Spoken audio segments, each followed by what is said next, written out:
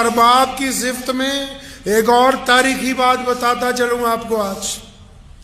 آپ نے اکثر دنیا میں دیکھا ہوگا کہ آپ دنیا کے کسی ملک میں چلے جاؤ, آپ نے اکثر دیکھا ہوگا باپ پہلے مر جاتے ہیں. دیکھا, باپ پہلے مر جاتا ہے گھر میں. کیوں؟ اللہ اکبر. ایک شخص گیا پیارے نبی صلی اللہ علیہ وسلم کے پاس, شکایت کر دی جا کے, یا رسول اللہ میرا باپ جو ہے نا میری غیر موجودگی میں میرے کمرے میں جا کے میرے سامان چھیڑ دیتا ہے. باپ اولڈ ہو گئے نا, مطلب وہ دکیانوس ہو گئے آج کی اولاد کے نزدیک. اولاد کو زیادہ پتا ہے کہ کیا کھانا ہے کیا پہننا ہے. تو جا کے شکایت کر دی اللہ کے پیارے نبی صلی اللہ علیہ وسلم کے پاس کہ یا رسول اللہ میرا باپ نا میرے گھر میں جب میں جاتا ہوں میرا مال ادھر ادھر کر دیتا ہے, کہ میرے پیسے بنا پوچھے مجھ سے خرچ دیتا ہے, کسی کو اٹھا کے دے دیتا ہے. تو قانون تو دنیا کو یہی کہتا ہے کہ وراثت میں سے جو ملے سو ملے, جو خود کمایا ہو اس میں کسی کا دخل نہیں ہے. اللہ کے نبی علیہ السلام نے اس کی بات جب سنی تو ایک صحابی کو بھیجا کہ فلاں شخص کو بلا کے لاؤ جس کا بیٹا شکایت کے لیے آیا ہے. اب وہ بندہ گیا, اس نے جا کے اس بندے کو کہا کہ تیرے بیٹے نے اللہ کے نبی علیہ السلام کے پاس تیری شکایت کر دی ہے, چل تجھے بلا رہے ہیں.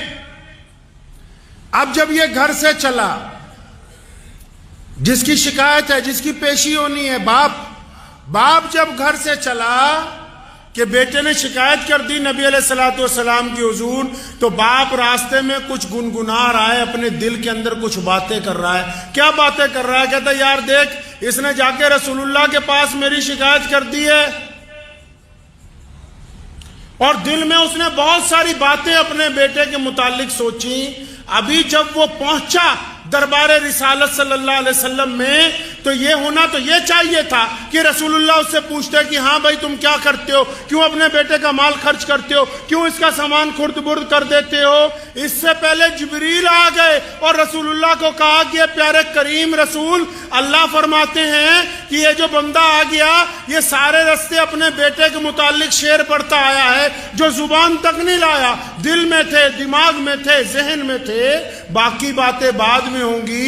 اس کو کہیے کہ جو راستے میں جو شعر تو لکھتا آیا, جو اپنے دل میں کرتا آیا, پہلے وہ تو سنا, اگلا قصہ بعد میں ہوگا. اب جب پیارے نبی کہیے صلی اللہ علیہ وسلم نے اس کو یہ بات کہی نا باپ کو کہ وہ راستے بھر کیا گنگناتے آئے, تو بڑا حیران رہ گیا. دوبارہ کہنے لگا کہ اشہد اللہ الہ الا اللہ وحدہ لا شریک لہ واشہد ان محمدن عبدہ ورسولہ. کہنا یا رسول اللہ ایمان اور بڑھ گیا, کیونکہ جو راستے میں نے اپنے آپ سے گفتگو کی وہ تو بس میں ہی جانتا ہوں یا میرا رب جانتا ہے, آپ تک اطلاع پہنچ گئی. میں پھر گواہی دیتا ہوں کہ آپ اللہ کے سچے رسول ہیں. تو نبی علیہ السلام نے اسے کہا کہ اچھا بتاؤ تو صحیح تم راستے بھر کیا باتیں کرتے آئے. کہنے لگا یا رسول اللہ جب مجھے پتہ لگا نا کہ میرے بیٹے نے آپ کے پاس شکایت کر دی, آپ کے دربار میں پہنچ گیا, جب میں اپنے گھر سے چلا میں نے جوتیاں پہنی, اور جب میں نکلا سڑک کے اوپر میرے دل میں خیال آیا کہ عبد الرحمن جو بھی ان کا نام ہوگا, کہ تیرے گھر میں جب یہ بچہ پیدا ہوا تھا نا تیرا سر فخر سے اوپر اٹھ گیا, اور تو خوشی سے ناچتا پھرتا تھا, لوگوں کو کہتا تھا دیکھو میرے گھر بیٹا ہوا ہے. اس واقعے پہ مجھے ایک کندیاں شریف پاکستان میں ایک بہت بڑی خانقاہ ہے, تو ان کے جو پیر تھے یہاں ملا پور لدھیانہ کے رہنے والے تھے, تو حضرت کو وہاں ٹیلی گرام گیا کہ حضرت آپ کے گھر بیٹا پیدا ہوا ہے. مجلس لگی ہوئی تھی, مریدوں کو پتہ لگا سن 1946 کے قریب کی بات ہے, تو زار و قطار رونے لگے. لوگوں نے پوچھا حضرت خوشی کی بات ہے؟ فرمایا خوشی تو اس بات کی ہے نا کہ اللہ نے بیٹا دیا, ڈرتا اس بات سے ہوں کہ بڑا ہو کے کہیں میری بدنامی کا باعث نہ بن جائے, اللہ اس کا مقدر اچھا کر دے. تو وہ شخص نبی علیہ السلام کے سامنے کھڑا ہے, اور نبی علیہ السلام کو جبریل علیہ السلام نے پہلے سے ہی بتا دیا. کہنے لگا یا رسول اللہ میں نے یہ دل میں سوچا کہ یہ جب پیدا ہوا تھا نا سب سے زیادہ خوش میں تھا, اس کی ماں سے بھی زیادہ میں ہی خوش تھا.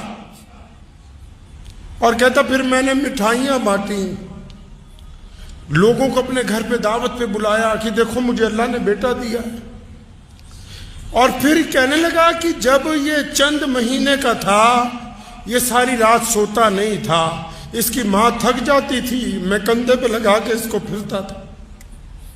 یہ جو بچہ شکایت لے کے آیا رسول اللہ کے پاس اپنے والد کی, فرمایا یا رسول اللہ میں تو ساری رات اس کو اپنے کندھے سے اپنی چھاتی سے لگا کے اگر میرے قدم رکتے تھے یہ رونے لگتا تھا, میں پھر چلنے لگتا ساری رات. فرمایا یا رسول اللہ پھر ایک ایسا وقت آیا یہ بڑا بیمار ہو گیا. جب یہ سخت بیمار ہوا مجھے اور میری بیوی کو اندیشہ ہوا کہ کہیں اس کی جان نہ نکل جائے.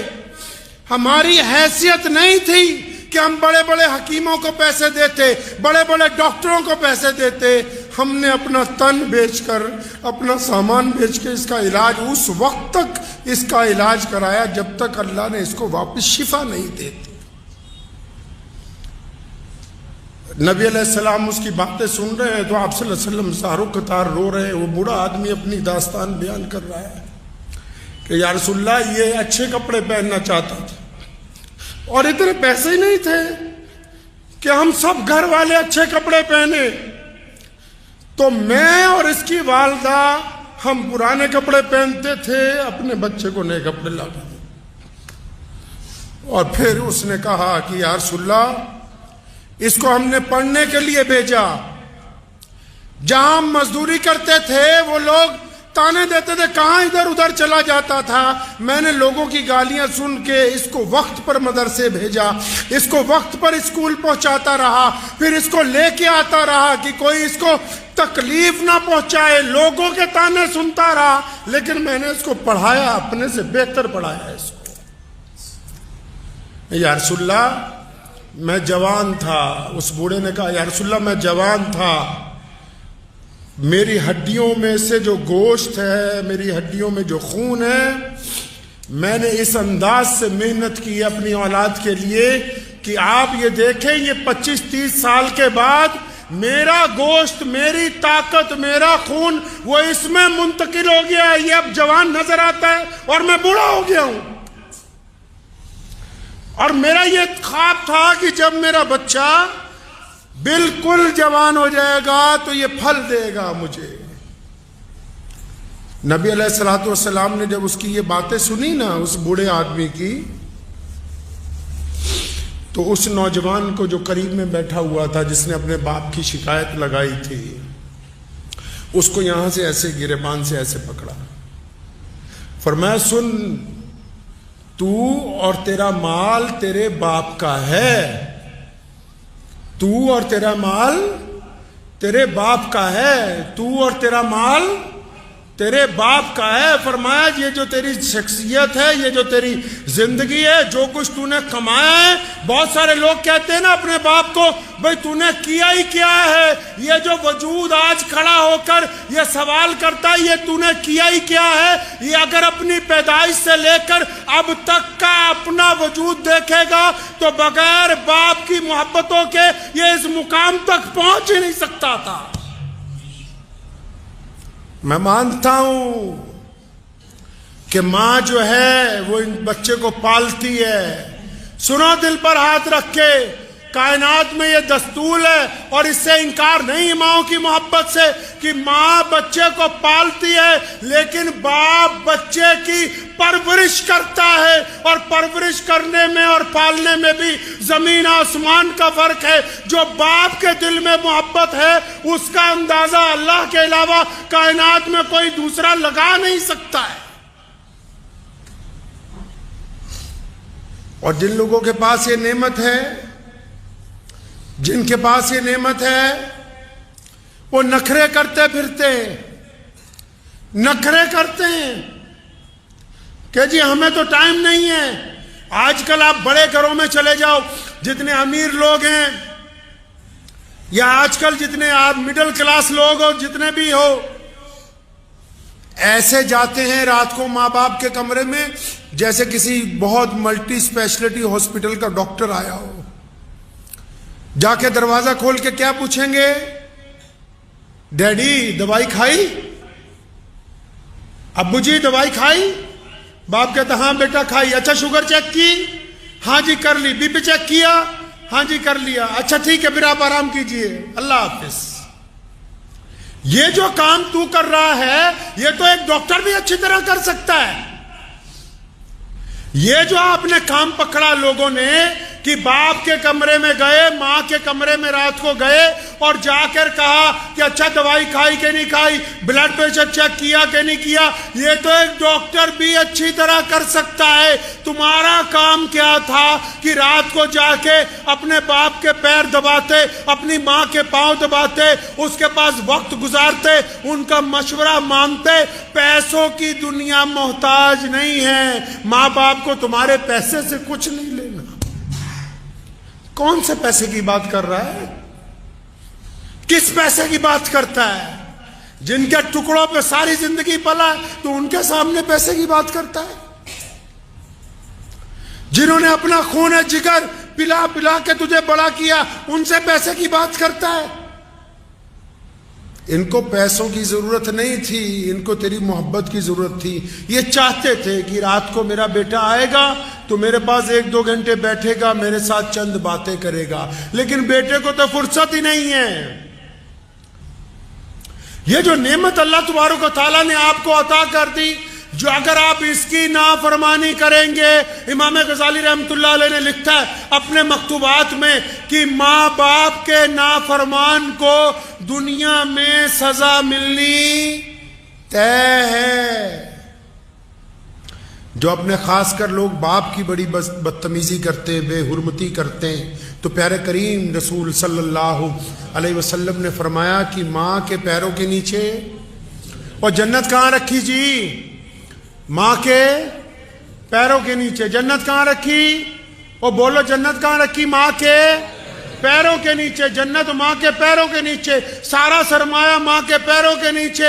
اور قربان جاؤں محمد الرسول اللہ صلی اللہ علیہ وسلم پر, ایک لفظ میں ہی ساری بات مکمل کر دی. فرمایا جنت ماں کے قدموں کے تلے ہے, لیکن باپ جنت کا دروازہ ہے. اب تیری مرضی ہے اسے کھول کے رکھ, تیری مرضی ہے اس کو بند کر دے. تو باپ جنت کا دروازہ ہے.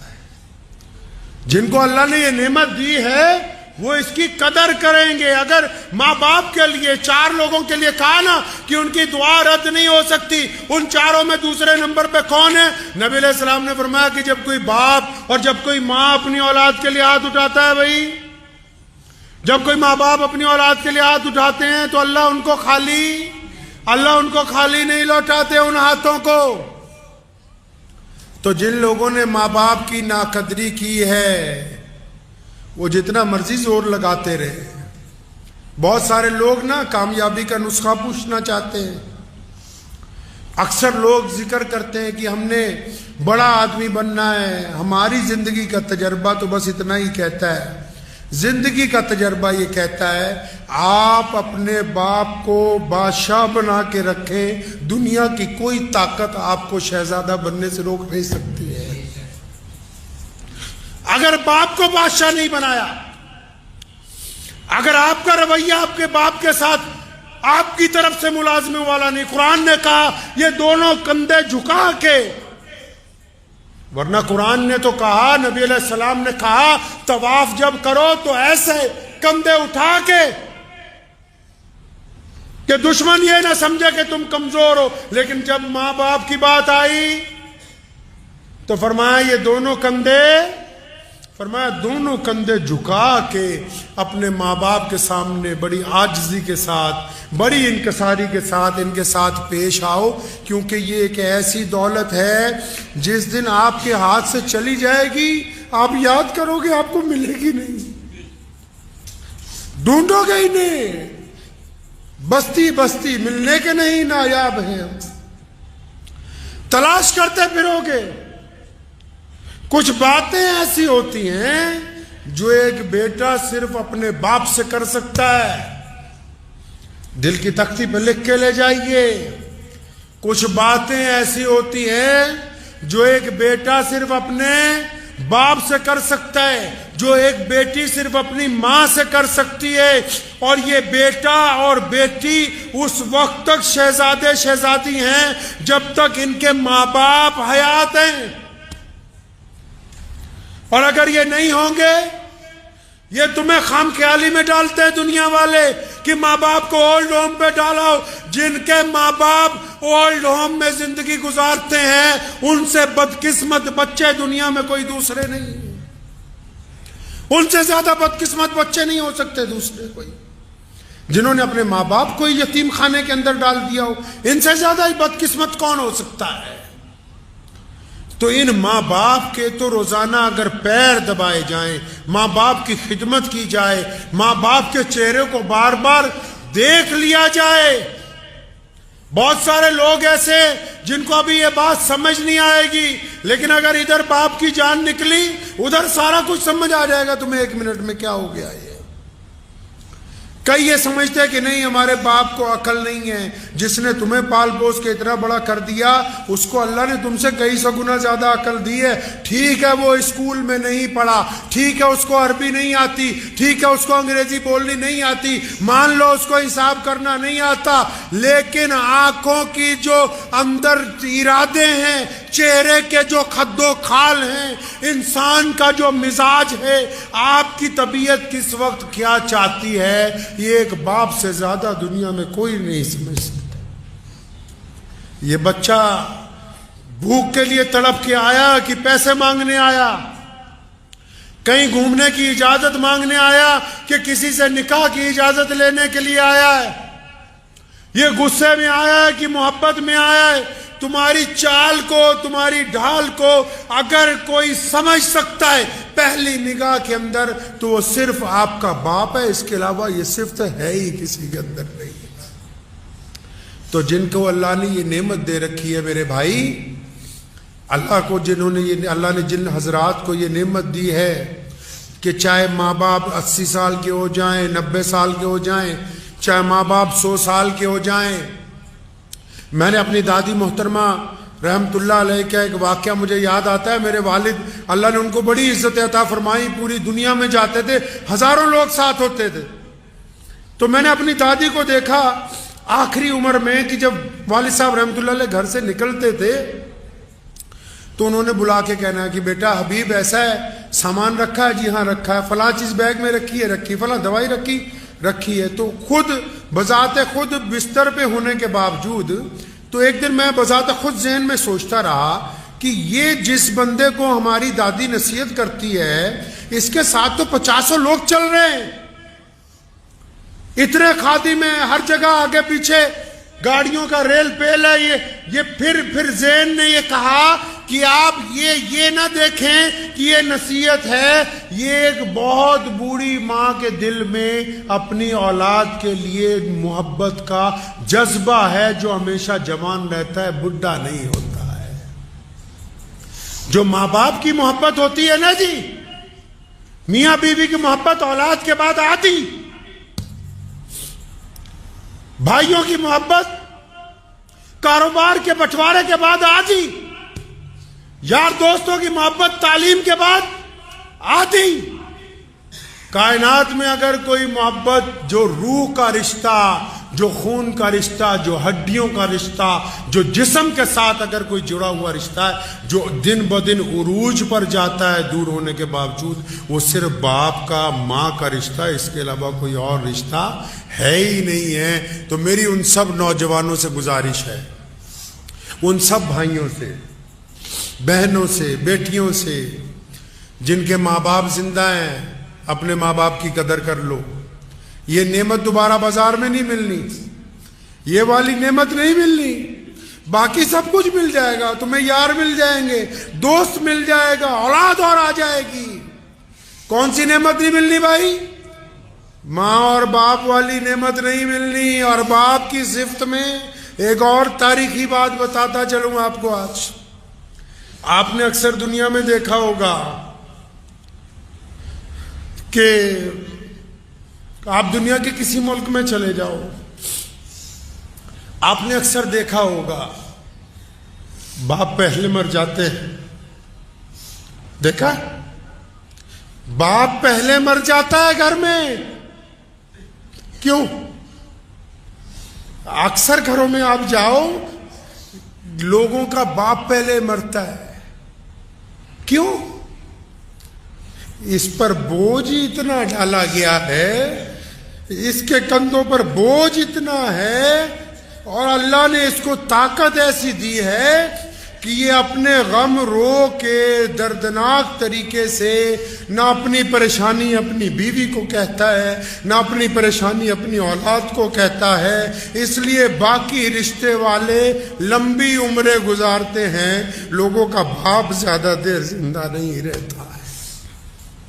بوجھ اتنا ہے اس کے اوپر. لیکن اس کی خودداری دیکھو، بوجھ کو برداشت کرتا ہے، قبر کو قبول کر لیتا ہے. اور قربان جاؤں، حدیث پاک میں آیا قیامت والے دن ماں باپ کی تڑپ بچوں کے لیے ختم نہیں ہوگی. جنت میں چلے جائیں گے تب بھی اللہ سے سوال کریں گے، ماں بھی اور باپ بھی، کہ یا اللہ ساڈے بچے کتے، بچے کہاں ہیں؟ اور پھر اللہ نے بڑی شان رکھی ہے ان کی، اللہ نے ماں باپ کی بڑی شان رکھی ہے.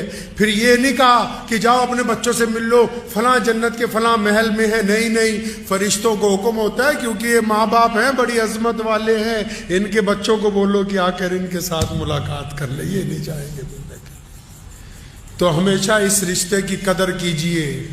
اگر باپ میں کچھ تلخی ہے، مزاج میں گرمی ہے، تو اپنی محبت کی طاقت سے اس کو تبدیل کیجئے، اپنے گھر کو خوشگوار بنائیے. اور یاد رکھو، بس کسی پیر بابے کے پاس جاؤ کوئی بات نہیں، لیکن اپنے باپ کے پیر پکڑ لو، اپنی ماں کے پیر پکڑ لو، اپنے باپ سے روز دعا کروا لیا کرو، اپنی ماں سے روز دعا کروا لیا کرو. جن کے ماں باپ نہیں ہیں ان کی مغفرت کی روز دعائیں مانگ لیا کرو. اور جس بندے کے ماں باپ اس کے لیے روز دعا کرتے ہو، دنیا کا بڑے سے بڑا بادشاہ بھی اگر اس کے ساتھ ٹکرائے گا تو وہ زمین پر گر جائے گا. ماں باپ کی دعا کے آگے دنیا کی کوئی طاقت ٹک نہیں سکتی.